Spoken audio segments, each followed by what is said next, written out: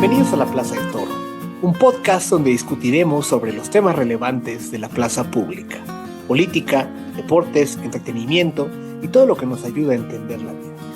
El día de hoy platicaremos sobre las implicaciones del regreso de Donald Trump a la presidencia de Estados Unidos. Mi nombre es Miguel Toro, acompáñenme a abrir las puertas de la plaza.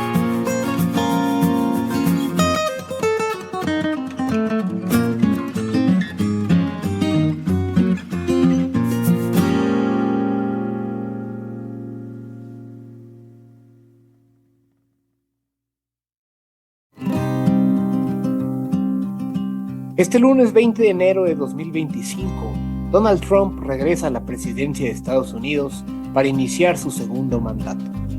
Tras un primer periodo lleno de caos organizacional y muchas políticas públicas descabelladas, Donald Trump perdió las elecciones del 2020 frente a Joe Biden. Sin embargo, exhibiendo sus tintes de caudillo autoritario, él y sus seguidores rechazaron los resultados de los comicios y montaron una suerte de fallida insurrección sobre el Congreso de Estados Unidos el 6 de enero de 2021. Pese a ser uno de los hechos más bochornosos de la historia reciente de los Estados Unidos, para una mayoría del electorado, este desplante dictatorial no fue impedimento para que 4 años después lo eligieran nuevamente, primero como candidato presidencial del Partido Republicano, y después como presidente de Estados Unidos para el periodo 2025-2029. Además, llega a la presidencia nuevamente con el control de ambas cámaras del Poder Legislativo, una mayoría de jueces de la Suprema Corte que comparten una ideología conservadora con él y habiendo evadido la mayoría de los cargos criminales en su contra. Donald Trump nunca ha tenido tanto poder como el día de hoy. ¿Qué implicaciones tendrá esto para el resto del mundo? Con este tema comenzamos la 7ª temporada de La Plaza de Toro. Muchas gracias por escucharnos.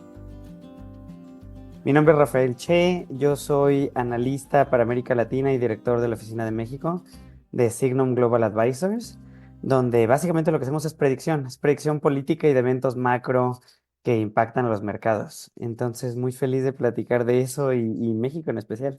Rafael Che, bienvenido a La Plaza de Toro. Qué gusto que nos acompañes nuevamente. No, el gusto es mío, Miguel.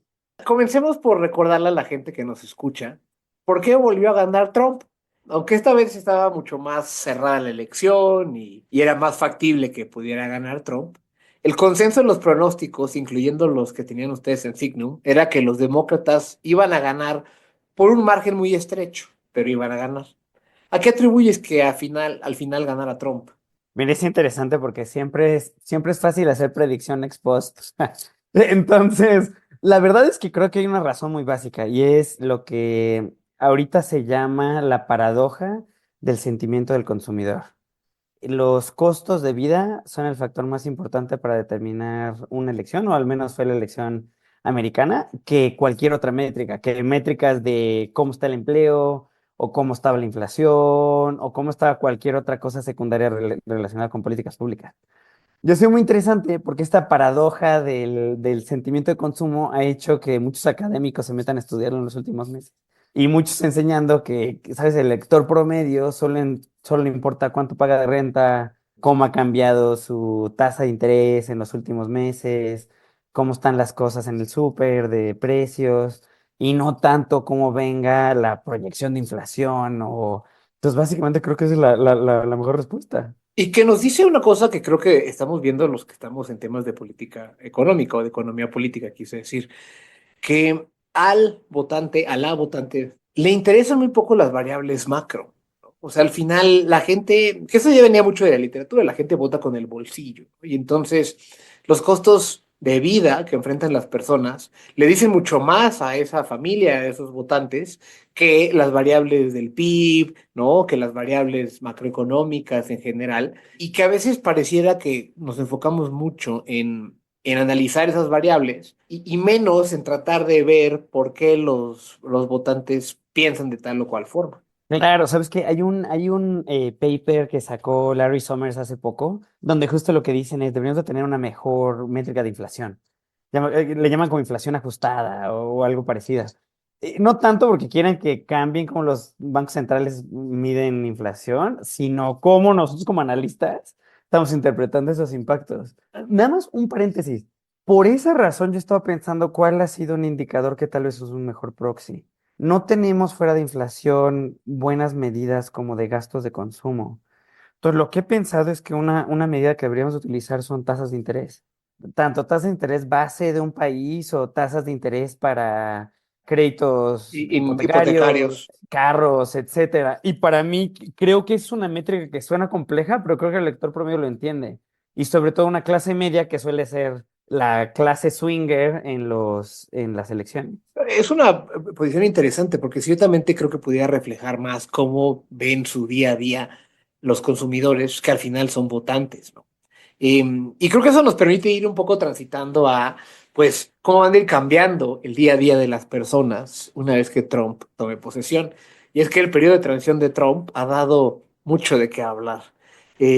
Además de las locuras asociadas con anexar Groenlandia, el Canal de Panamá y hasta hacer de Canadá el estado número 51, ¿no? Ha indicado que nos recetará a países como México aranceles de 25% a las exportaciones, que designará organizaciones terroristas, o se considera que se pueden designar organizaciones terroristas a los cárteles del crimen organizado en México, y ciertamente anticipamos que deportará a cientos de miles de personas para acá a lo largo de su mandato. ¿Cuáles de estas potenciales políticas te preocupan más? ¿Qué efectos crees que tengan sobre nuestro país? Ay, mira, te platico un poquito cómo veo cada una de ellas. Primero con tarifas, que yo creo que es la pregunta más importante. ¿Es cierto que Trump hizo esa amenaza de tarifas generalizadas? Yo creo que es muy poco probable que las implemente ya sea en el día uno después de la inauguración, después del 20 de enero o después, al menos en el corto plazo. Uno, porque sería tal el efecto económico sobre la economía americana, no solo del efecto directo de las tarifas sobre México, sino también el efecto de las tarifas de retaliación que haría México contra Estados Unidos, que creo que es poco probable. Es uno. Dos, creo que hice un recuento de todas las veces que Trump amenazó con la imposición de tarifas a diferentes países en la primera administración. De todas esas veces, siempre que la contraparte cumplió con las demandas que Trump pidió, no se impusieron las tarifas arancelarias. En el caso de México, hubo cuatro, creo que sí, entre cuatro y cinco veces que hizo ese tipo de amenazas con México. En cuatro de las cinco o tres de las cuatro veces México cumplió con las demandas y evitó las tarifas. Solo hubo una vez donde no, y fue lo que activó la guerra tarifaria que tuvimos en 2018-2019. Sí, fue la del acero, ¿no? Abril Ajá, 2019 por ahí. sí, creo que era como tarifa de 20% en acero y 10% en aluminio. Correcto. Y mi impresión ahora es que la administración de Sheinbaum ha tomado una, como un enfoque que yo le llamo maximalista, que es básicamente están haciendo todo lo que pueden sin cruzar líneas rojas para cumplir con las demandas de Trump y creo que eso va a ser suficiente para llegar a lo mínimo. Ahora, hay un último punto que he escuchado de muchas personas, sobre todo en el mercado, preguntándome si esto es suficiente. Y creo que detrás tienen la idea de que es muy difícil cumplirle a Trump o llegar con sus demandas mínimas. La verdad es que yo no creo que es tan difícil. Creo que él es mucho más pragmático y transaccional de lo que se suele pensar. Y mientras que uno cumpla con ciertas cosas, puede hacerlo. Entonces creo que en general vamos a evitar este tipo de tarifas. Ahora, eso no quiere decir que esté esperando, o sea, que la amenaza tarifaria se va a ir. Yo creo que Trump nos va a seguir amenazando de aquí hasta la revisión del Tratado de Libre Comercio, porque hay muchas otras cosas que le puede pedir a México, sobre todo si Sheinbaum sigue con esta opción maximalista. Uno es que México se vuelva en inglés le llaman el third safe country, que es esta idea de que si alguien busca asilo en Estados Unidos y es rechazado, inmediatamente empieza un proceso de asilo en México. No, no creo que México tenga la capacidad para hacer eso y desde el Obrador ha habido Ni que como... seamos un país seguro para nadie, pero No, no, no, digo, y creo que hay una discusión interesante de si necesitamos un poco de como subir nuestro volumen de empleo. Pero digamos, en general de Sheinbaum y de la administración del Obrador, había claras indicaciones que no tenemos la capacidad como para asumir este tipo de compromisos. Entonces, lo que creo es que Trump va a seguir presionándonos con amenazas de tarifas. Yo creo que se va a mover a tarifas sectoriales, como las de acero y aluminio, o en productos químicos o commodities como iniciales en ciertos sectores. Y, no, y, va, a pe- y va a terminar la negociación en que México va a reaceptar el Remaining Mexico Policy que tuvimos en la primera administración. Y en seguridad, digamos, yo creo que hay mucho ruido. Por ejemplo, hubo estas declaraciones de Marco Rubio hace ayer creo, o hace un par de días, donde hablaba que el narco está involucrado, que sería bueno clasificarlo como organizaciones terroristas, que como paréntesis técnicamente le da a los americanos, de acuerdo a su legislación, el poder de hacer intervenciones territoriales en los países, cuando es el caso, porque daña su soberanía nacional. La verdad es que si uno ve esos comentarios tanto de Marco Rubio como otros, es que siempre terminan esos comentarios diciendo, pero siempre buscaremos hacerlo en cooperación con el gobierno mexicano. Entonces, para mí lo que me da eso es la señal de que hay mucha gente dentro de la administración Trump que les gustaría hacer ese tipo de clasificación. Waltz yo creo que es como el líder en eso, pero que no lo van a hacer. Y no lo van a hacer porque van a seguir un enfoque de cooperación en el tema de seguridad. Entonces yo creo que hay una baja probabilidad de que haya ataques a carteles directos de Estados Unidos, movimientos de drones en las fronteras, cualquier cosa que realmente rompería del lado mexicano la relación bilateral. Y yo creo que yo agregaría, porque coincido contigo que suena más a como a la típica amenaza trumpista, o al menos de los republicanos. El designar como organizaciones terroristas a los cárteles mexicanos le presenta una serie de temas legales a negocios en Estados Unidos vinculados con el crimen organizado, como pueden ser algunas de las armerías ¿no? que venden todo tipo de armas y que los narcos se benefician de eso. Digamos, fortalece el caso de que son aliados de un grupo terrorista. Eso tiene otro tipo de implicaciones que si simplemente era la demanda que el gobierno de López Obrador presentó. Creo que también por eso, por ese lado es muy comparable. Pero yo a lo mejor haría un poco de pushback en esa parte porque no descartaría acciones unilaterales de los estadounidenses. Finalmente, el que el Mayo Zambada esté en Estados Unidos en este momento es en buena medida una acción unilateral del gobierno de Estados Unidos, donde el gobierno mexicano no estaba ni enterado. Y era un gobierno demócrata. Y entonces, no sé si cosas así pueda ser de la tentación de Trump, en función de temas mediáticos que tengan con fentanil o con alguno de los problemas prototípicos asociados a nosotros en materia de seguridad. Creo que hay tres temas ahí. El primero con si hay como algún tipo de intervención de Trump en el territorio mexicano es poco probable. Enojaría mucho al ejército mexicano. El lobby del ejército en el gobierno es muy fuerte y creo que en general serían acciones coordinadas. Hay un tema de hacer procesos en territorio americano, porque el caso del Mayo fue en su territorio el Mayo siendo engañado o no, pero él decidió viajar. Y en ese sentido, sí, creo que no hay ninguna razón por la cual el gobierno americano no, si tiene la oportunidad de hacer algo, lo haría. Ahora, a veces tengo dudas de si la probabilidad es tan alta como la gente piensa. Yo pensaría que es más cercana a tirar una moneda. Porque sí es cierto que eso genera muchísimas distorsiones en el mercado de narcóticos y de violencia en México. Y eso tiene efectos colaterales sobre Estados Unidos. Entonces no estoy tan seguro que veamos periódicamente este tipo de intervenciones, aun cuando sean en suelo americano, que involucren pegarle a cárteles mexicanos o cárteles operando en México. Eso es lo que tengo duda. Y el último punto que decías es la relación de Trump con gastos de seguridad en Estados Unidos. Ahí es interesante porque hay otro tema relacionado como paréntesis, que es si Trump va a quitar el apoyo a Ucrania conforme avanza negociaciones con Rusia para hacer un cese al fuego. Mi impresión es que que él tiene incentivos de hacerlo y simplemente en el corto plazo no puede hacerlo porque Biden hizo un pago a Ucrania relativamente grande de $2 billones en este último mes. Y ese es un pago que nunca llega a Ucrania, es un pago que se va directamente a las armadoras en los Estados Unidos. Lo que se manda es equipo. Y en el mediano y largo plazo sí creo que Trump va a dejar de hacer o va a hacer una subinversión sobre el sector de defensa relacionado con el problema de Ucrania. Si lo está haciendo con Ucrania, lo podría hacer con cualquier otro país. No, no creo que sea uno de los grupos de lobby fuertes que él vaya como a sostener fuertemente la administración, digamos.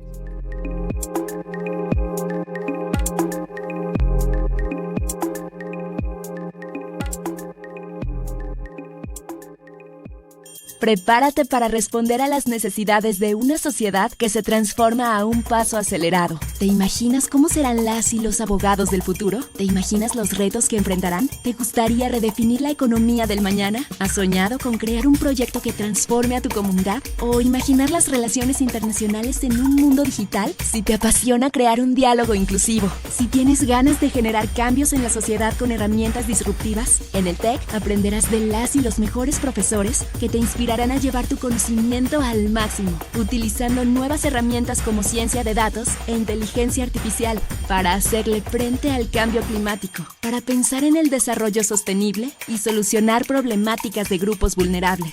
Y hasta, ¿por qué no?, construir un mundo con más justicia y menos corrupción. Resolvamos juntas y juntos los dilemas que a todos nos preocupan. Prepárate para impactar al mundo de forma positiva y desarrolla tu liderazgo con enfoque social. Conoce Derecho, Economía, Relaciones Internacionales y Gobierno y Transformación Pública. Estudia en el TEC y analiza el pasado, comprende el presente y proyecta el futuro.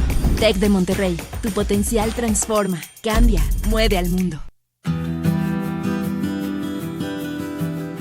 Interesante esa perspectiva, porque irónicamente, pues sí, si tus armadoras y tu industria armamentística ya no recibe el flujo de dinero de estar apoyando a Ucrania, pues requiere compensar el negocio de otra forma, ¿no? Y entonces eso puede ser interesante de la manera legal de que están apoyando para efectos del gobierno mexicano, pero de la manera también de simplemente porque los mismos grupos de crimen organizado en México pues, también se surten de esos mismos, de esa misma industria, ¿no? Claro. Y tal vez eso podría estar en la idea de lo que algunos analistas como de seguridad, como Eduardo Guerrero, han escrito sobre que mal que bien no habíamos tenido un gobierno estadounidense tan decidido o en teoría tan vocal con el tema de seguridad en México, y que si hay una coordinación entre el gobierno de Sheinbaum y el de Trump, que puede ser benéfico en términos de seguridad para México.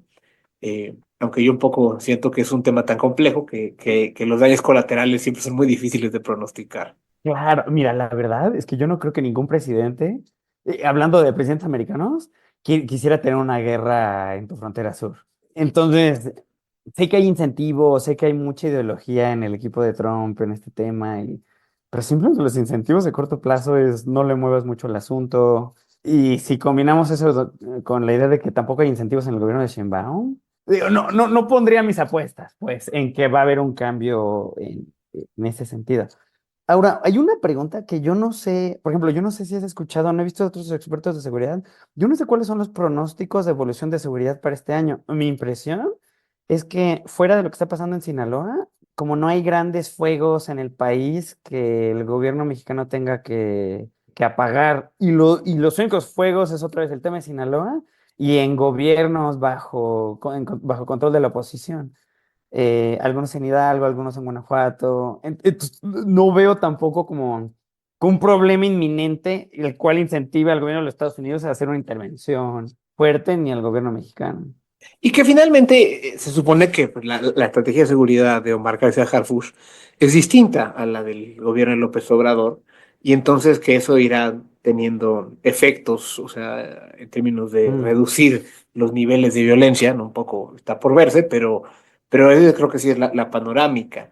Además, una de las cosas que mencionabas es cierto, entre más le muevas al avispero y más se vuelve complejo el tema, más incentivas el desplazamiento forzado de personas y la migración, irónicamente, hacia Estados Unidos, que es un tema que les hace mucho ruido a los estadounidenses. Entonces, por ese lado puede ser que sí, que no les convenga demasiado que aquí se incendie la plaza.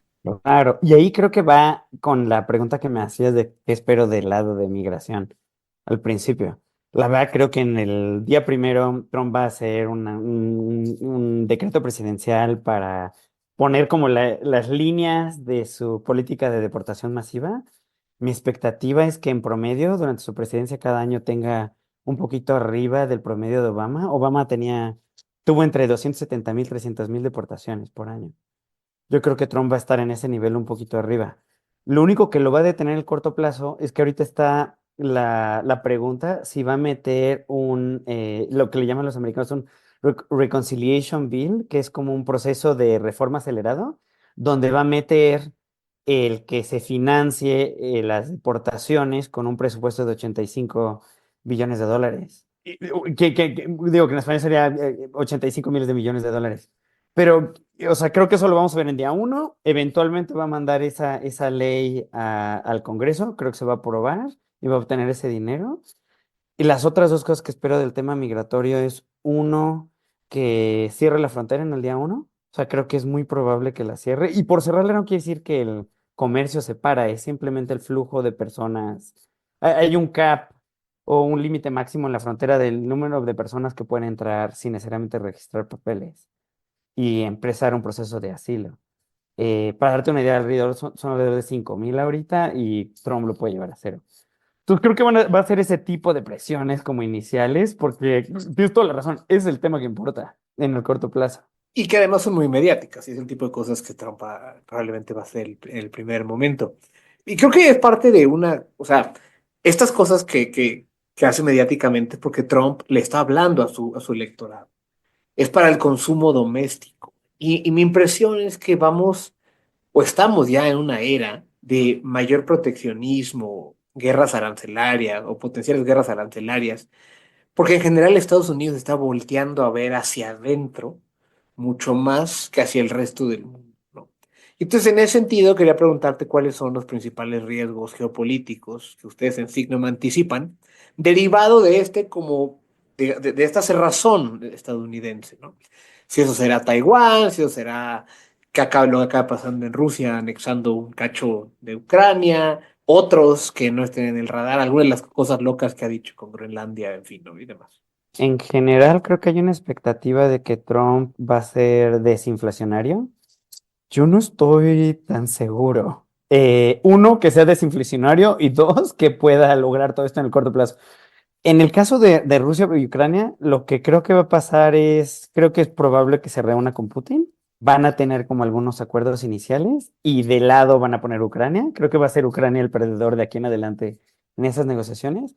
Pero creo que extrañamente el reunirse con Putin va a atrasar el que de hecho se puede llegar a un cese al fuego final.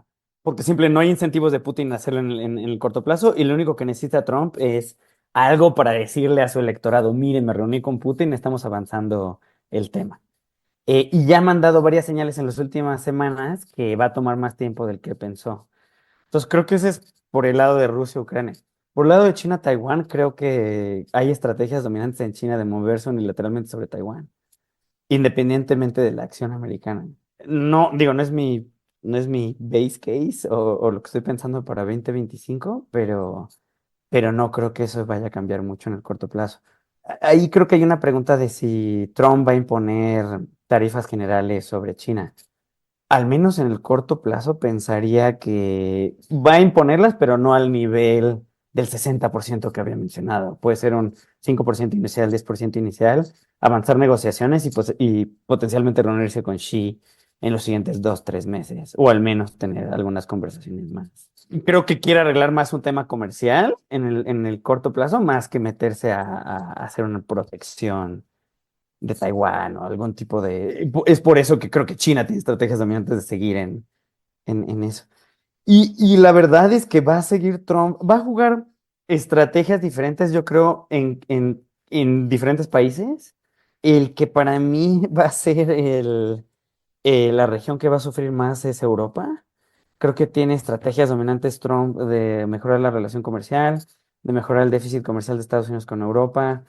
No tiene tanta exposición al mercado europeo como lo tiene con México, entonces el daño de poner tarifas arancelarias sobre Europa no es mucho más chico. Y hay muchas razones. A lo que voy es, creo que vamos a tener un 2025 de mucho ruido y va a haber más presiones de inflación que de desinflación. Y eso es como veo este año un poco más rudo de lo que tal vez se pensó que él iba a hacer. No, bueno, en el momento que ganó Trump, el 2025 se volvió un año muy complicado, ¿no? Pero coincido contigo que ciertamente muchas de sus tácticas arancelarias le van a generar inflación y a lo mejor no tan de manera más o menos rápida, o sea, en función de a qué le ponen, ¿no? Arancel, o a qué decide poner arancel. Porque la sustitución de esas importaciones no es de la noche a la mañana.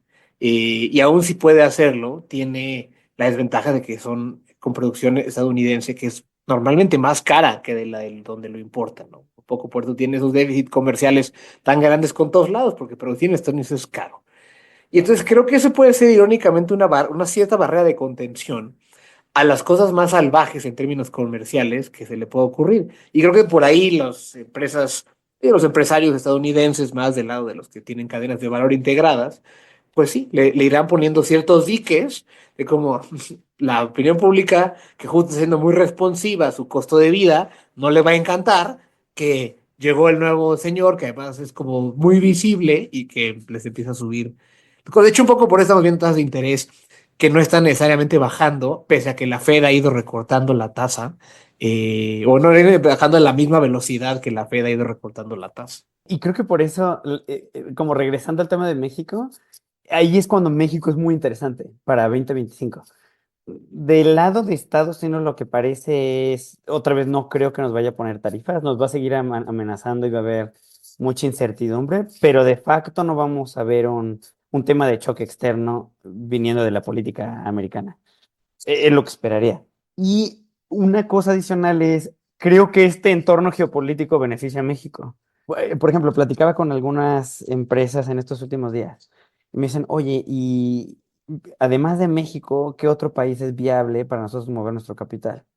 Que sea, utilizaron ellos la palabra reliable, que sea confiable en términos institucionales, que haya un mínimo necesario en términos laborales, que sean costos relativamente bajos y que puedan capitalizar alguna industria con un suficiente mercado doméstico como para sostener, o hacer un tipo como de hedging doméstico. Y la verdad es que era muy difícil para mí pensar en otro país que no fuera México. O sea, los países asiáticos no tienen tanta confiabilidad exactamente porque son lo que llamamos el China Plus One, ¿no? Tiene este efecto colateral de China y tampoco queda muy claro como sus políticas hacia adelante, o qué tanto se van a alinear con el gobierno americano. Entonces México tiene esta posición interesante. El problema es cuando entonces vemos ya qué está pasando internamente. Entonces lo que yo le he dicho a muchas empresas es, México tiene potencial, pero es el potencial que siempre tiene de largo plazo, pero tiene muchas limitaciones de corto. Entonces, ahí es cuando es un poquito difícil. Sí, coincido. Los arreglos institucionales mexicanos no le ayudan demasiado para aprovechar las coyunturas. Nuestra historia de los últimos 30 y tantos años. Un poco quería ya para concluir preguntarte qué libros, recursos, ¿no? nos recomiendas revisar para tratar de entender más cómo será la segunda presidencia de Donald Trump. Mira, un libro que estoy leyendo ahorita es el de Robert Lighthizer de No Trade is Free.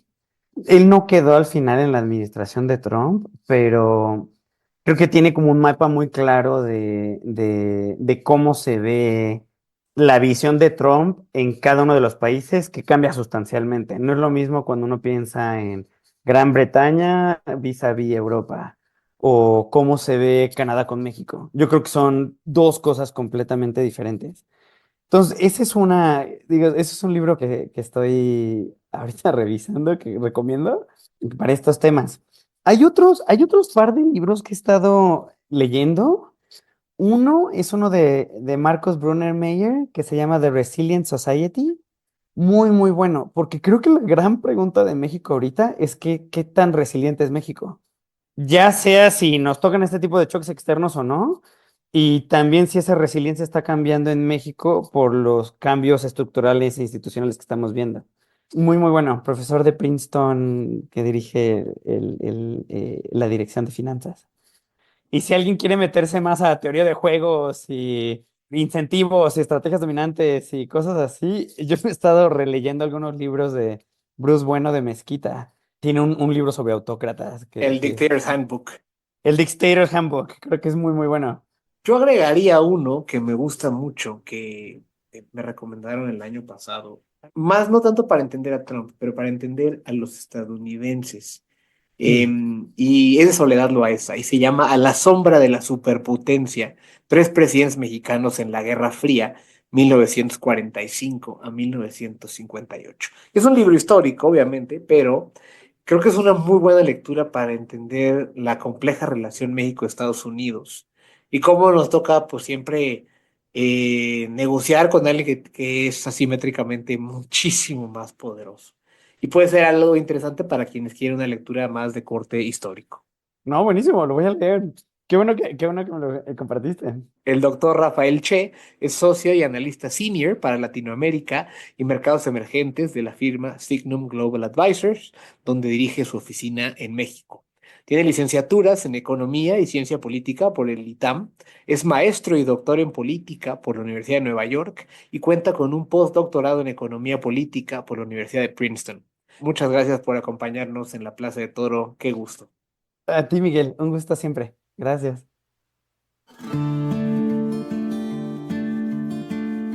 La segunda presidencia de Donald Trump le presenta grandes riesgos a la raza humana que no deben tomarse a la ligera. La enorme incertidumbre de las implicaciones de tener un líder autoritario y déspota al frente del país más poderoso del mundo afectarán a muchos países como México y Canadá, pero también a otros que están mucho más lejanos en términos geográficos. Las decisiones de política pública, doméstica e internacional que busque perseguir su gobierno tendrán implicaciones en términos geopolíticos, comerciales, de seguridad nacional y crimen transnacional, de migración, de cambio climático, desigualdad económica, desarrollo tecnológico y su gobernanza, entre muchos otros temas. En algunos frentes, es posible que sus decisiones faciliten algunos cambios positivos, pero a mi juicio, la mayoría de sus decisiones tendrán consecuencias negativas para amplios sectores de la población en Estados Unidos, pero sobre todo fuera de ese país. Adicionalmente, me parece que la victoria de Trump en la tercera elección en la que participa nos confirma que el mundo está en un paradigma distinto al consenso globalista de los tecnócratas de principios de este siglo. Estamos claramente en una era de crecientes tensiones nacionalistas, exacerbadas por la fuerte inseguridad económica y cultural que sienten grupos étnicos mayoritarios en diversos países. Esto se expresa a través de políticos populistas.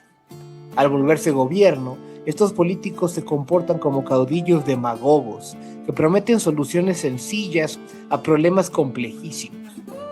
En síntesis, el 2025 será un año de mucha incertidumbre, con enormes consecuencias en todo tipo de ámbitos para muchos países, para las que tendremos que ir reaccionando lo mejor posible. Espero que los análisis que se presenten en este podcast les sean útiles para navegar estas aguas turbulentas.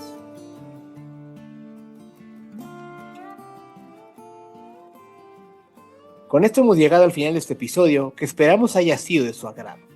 Todas las referencias bibliográficas y recomendaciones de lectura las pueden encontrar en el cuerpo del texto que acompaña este episodio en la plataforma donde nos escuches.